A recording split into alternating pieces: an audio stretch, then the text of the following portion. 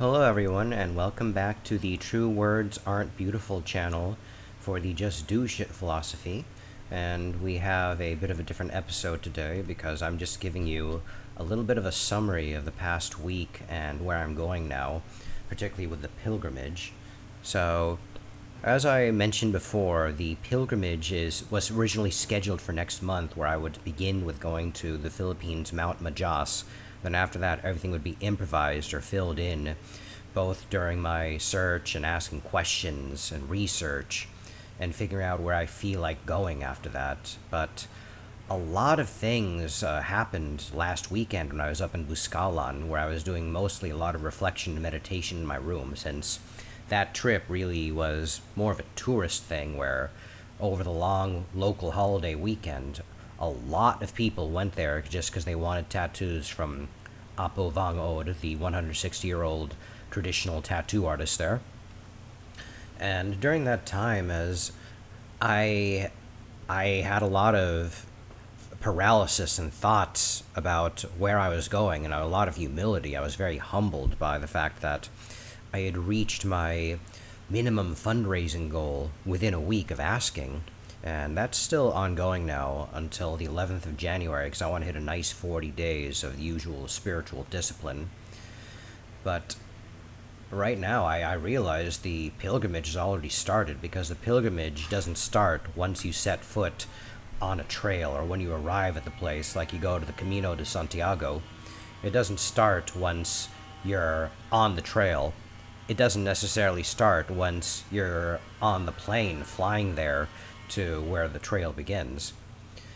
It could even start moments before you realize that you want to go there because your soul is yearning and searching.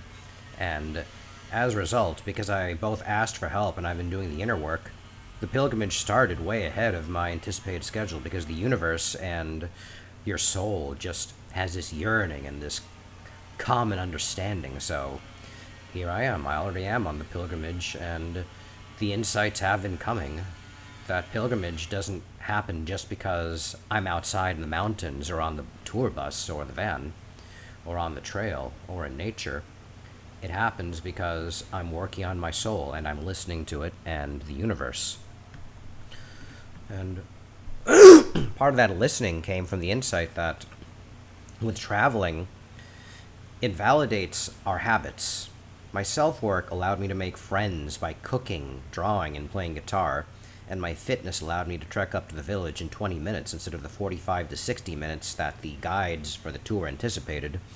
While my meditation habits also made me a lot more patient and kinder when I was seeing things that were displeasing me, such as how entitled a lot of the tourists were to the poor old lady Apo Vang Od, where they were just demanding tattoos and ordering her around, and really not respecting some of the local cultural norms.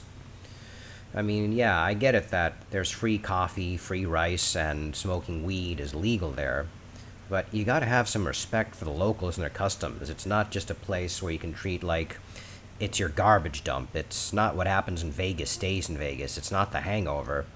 It's their home, even if there's a huge economy based off of tourism. So, going back to some of those skills from self work, validating our habits. When there was a little bit of shyness and confusion because my Tagalog is still abysmal, but I did purchase 4 books, 3 of them here right now, the other day, to finally learn Tagalog and be a functioning member of society here, not just an ugly American or expatriate or a failed Filipino or ashamed. Just a little diversion here. I have to say, I was at the mall the other day and I saw the books. I said, they're kind of expensive. Maybe I'll get one. Maybe I'll get this next month. And I thought about how often my ex-girlfriends, particularly Dana, told me to go learn it. Walked down the escalator, paused, clenched my fists, said, fuck it. Walked up the escalator again, went straight to the store, grabbed it, and started practicing my shitty Tagalog from what I could remember and say, oh, gusto ko bumibili ito yung apat libros po. I don't even know if that's correct Filipino, but who gives a shit? I'm just going to do shit and try and improve my Tagalog as part of my goals right now. So, going back to when I was in Buscalan, I obviously didn't speak Tagalog very well, and I don't speak the local language of Boot Boot. So while they made the effort in English, I made the effort with my skills by cooking for them. I made some of my own special fried rice, and they absolutely loved it. Just fried up some eggs, some onions, garlic, pepper, salt, and after that, chopped some fresh tomatoes and served it to them, and they absolutely loved it. I told them they can mix it with chicken or some dried fish. And also from drawing, just drawing people who didn't want their photos or videos taken, as opposed to the really pushy tourists who were ignoring the nose and the really obvious body language of discomfort that the locals were giving, saying, "Don't film me, don't photograph me." The fact that I could draw and still get something to remember that moment, and also bring them together because they enjoyed the drawing process and being part of creation as opposed to just another invasive video or photo from a phone, really helped me connect more with people, especially those who only spoke Boot Boot. And then when playing guitar, I know it's just your basic 1 year beginner level, apprentice level, or even practitioner level is what I have now for my guitar skills. I had a small crowd of kids who just really enjoyed me playing songs they would have otherwise never heard. And because I can tune a guitar, but I cheated using an app, by the way, their strings were a lot more in tune after I played with them versus when they were doing them on their own. And my 4 to 5 days of martial arts, Shaolin, Wudang, and neuromuscular training and walking around Manila all the time is what made me fit and healthy to carry a heavy backpack up and down the stairs, and only stop because I was getting too far ahead of even the guides and my other van mates when we were going up and down the village. So all of that, plus the meditation making me kinder and more patient instead of arguing or telling people off. These are the things that I was doing in my personal hell in Manila this past year, and towards the end of last year when I was doing 4 modalities of therapy to be a better person, and it showed from my travels. Another extreme compared to that, I think of all the people who travel to escape their daily lives, and it doesn't validate any of their changes, it just reinforces those same irritabilities and their bad attitudes. It's the equivalent of eating junk food to fill in those pangs of hunger, or just watching porn when you really want love and affection. They're never going to fill that void, they're just a temporary distraction. My friend Nithin wrote a book called Traveling Softly and Quietly. The main theme of that book was that travel won't magically improve your life. It'll often just give you some perspective, but if you aren't doing the self-work as we all should be doing, it's just an expensive distraction. In particular, I think of one of my ex-girlfriends who I met when I was in Cambodia traveling. I don't really know if I should call her ex-girlfriend because we weren't officially a thing, but we did have a deep emotional connection as well. And what I can say is she ran away from her life and herself, dealing with her personal issues from her relationships to her work and her place in life. The typical, let's go on a backpacking trip across Europe or Southeast Asia or Latin America to discover ourselves, the eat, pray, love kind of thing. And sure, she had a lot of fun. She took a lot of pictures of Angkor Wat and partied in a full moon beach party in Thailand. But a lot of what I noticed in retrospect, and a lot of what I saw over the years, was it ended up reinforcing a lot of her existing habits, attitudes, and values because her friends who remained back in Washington, D.C. thought she was amazing just for buying a ticket and backpacking instead of just working and living the daily cookie-cutter life, 9 to 5 in Washington, D.C. Upon returning, she just continued on with her normal life because she really didn't want to change. She didn't want to do anything different. She just wanted to take a breather and felt after that breather she was just fine. And her old habits and her old relationship all resumed. she had more appreciation for what she was trying to get away from. And that's not a bad thing, but it just shows you the quality of the inner work and reflection that happens. And that's okay if you're not really out to be better. Sometimes that breather is all you really need. But for people like me and those who want to follow the just do shit philosophy, you need to be constantly being better. Even if today you're 0 and what you aspire to is a 10. When you eventually get to that 10 will still feel like a 0. So in that Zen saying, when you reach the top of the mountain, keep climbing. So my pilgrimage has already started. I made the choice to be open and vulnerable, and I said yes to more opportunities that are presented. And now, as I said, I'm still stretching my fundraising goal through January 11th, so any friends who are watching this or any strangers who want to give, there's the Ko-fi link in the bottom in the description. What I've realized so far is my pilgrimage goes deeper into my soul and listening, and now as I listen, explore within, around me, and deeper into my current environment, outside of my bubble, more insight comes. An example of that was just yesterday. I was meeting one of my friends, the one who gave me this mic, or rather lent me this mic. I spontaneously made friends with a couple of fellow alumni from my alma mater, UCLA, 2 Bruins, because they overheard us talking about Zennials, Mike Judge, libertarians, and UCLA. We even did the 8-clap in the local coffee shop commune, and I took them on an informal coffee tour of my neighborhood here in Poblacion, Makati.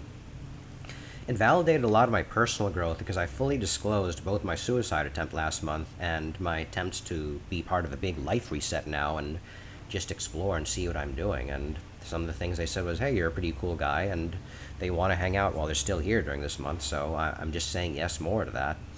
And they said one of the best parts of their day yesterday, besides going to a place I'll eventually do a vlog on, Intramuros, was the coffee tour, because they got to explore a neighborhood from somewhat of a local's perspective and get to see things that aren't in the travel guides, the tour guides. And that's one of the things that also made me realize the story of the Philippines and Manila is also my story, because all the years I spent hating on the Philippines and the people and the culture here, feeling trapped, was the way people were treating me, where they look at external things and just write me off. But once you give it a chance, you look past the exterior, there's a lot of hidden depth there, and that's one of the beauties of the Philippines, is why I've started loving it a lot recently, where there's so much even locals don't know when it comes to traveling here for nature, not just popular beaches, but cultures and areas that are not written about in travel guides. And if locals don't know it, what more does Lonely Planet or other places like Wiki Travel not know about? So here I am. I'm going to be exploring a lot of that and sharing with you my adventures within the metro, with people I encounter, things going on, and the rest of this country. And I appreciate it for that hidden beauty and depth that I never saw, that my ex-girlfriend Dana and others would always tell me that was there if I was willing to see it. And those are the same people who, unsurprisingly, were the ones who gave me a chance, despite my shitty attitude. And unfortunately, a lot of the things that influenced that were the other people I was around, who were also blinded to the beauty and the inner beauty, all focused on externalities. So tonight I will be heading up to Ilocos Sur, to Tirad Pass. I'll be doing an overnight camping trip as we climb up there tomorrow, and I'll be back Sunday night, and there'll be a couple other climbs. My schedule is now looking like Ilocos Sur tonight, La Union end of the month, and then Mount Majas next month, and after that, rather than consecutively all throughout a couple weeks, since there's an ongoing pilgrimage happening now as we speak, every video, every moment, every time I'm in Manila, every spontaneous decision to just do shit and say yes more, I'm on a pilgrimage, and you're just watching me improve and be better. You know, while everyone says I should smile more, I want to smile with my heart more than I want to smile just for the camera. So when you see me smile, it'll be because you deserve it and I've earned it. But I can say, a month later since my incident, I am in a much better place, and I wouldn't have been able to do it without you. Just to close there, one of the things that people like my stepfather and my mother used to tell me, the narcissists that they are, was they would always get by based off of their own hard work, being self-made. And being self-made is a myth, something I'll eventually go into detail about in a future video, if I remember or if I care to, if this isn't adequate enough to say. No one is self-made, whether they are poorer or richer. Stepfather, son of the original pawn shop owner. Yes, he did buy the pawn shop from his father. But even if he spent his own money, he was already put in a privileged position to be considered first, and prepped and experienced for the pawn shop. He did not make himself. Likewise, if you're poor, it's not your own fault. A lot of things that shape you are the environment around you, the people around you, and the ideas implanted into you, which is why right now, while I am saying yes more, I'm also learning to say no to things that don't serve me. So saying yes more doesn't mean say yes to everything. It means say yes to what makes sense. That comes from listening and following what's sensible. I can't tell you what's more sensible or what makes sense for you, but you have to do you, as a lot of people like to say. And part of doing me, no innuendo there by the way, is opening up now, trying this new vlogging thing, exploring the unseen, and just following what I want to do, such as learning Tagalog finally, going on these tours, and continuing to draw, learn how to draw better, more guitar. Alright, I'm getting a call, so I will talk to you later. Thank you everyone for watching. See you next week.